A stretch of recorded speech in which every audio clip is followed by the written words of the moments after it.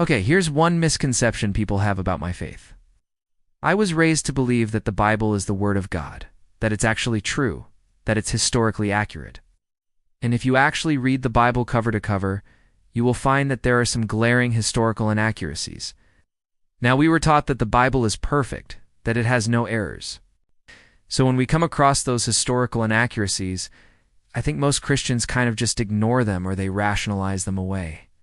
But the reality is that those historical problems within the Bible are what got me questioning my faith. I remember sitting in church many years ago and the pastor was talking about how the world was created in 6 days. And he was talking about the global flood that, Noah was on the ark and all the animals were on the ark. And it was this worldwide flood. And I remember him saying that, the ice caps melted during the flood. And that why we have ice in the Arctic and ice in Antarctica.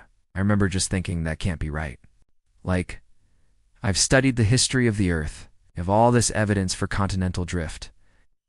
Like, this guy is acting like the Earth is 6,000 years old, when all the evidence points to the fact that the Earth is 4.5 billion years old. And so yeah, I think that's the biggest misconception that people have about my faith, is that we actually believe that the Bible is literally true. Because if you actually read the Bible and you actually take it literally, there are a lot of problems. There's a lot of blood types that don't add up. There's a lot of genealogy problems.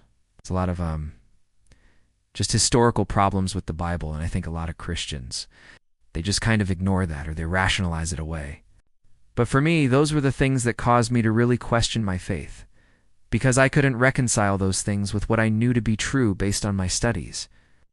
But regardless, I hope that you find this video helpful, and I hope that you learned something. If you do, please share it with your friends, and I'll see you next time.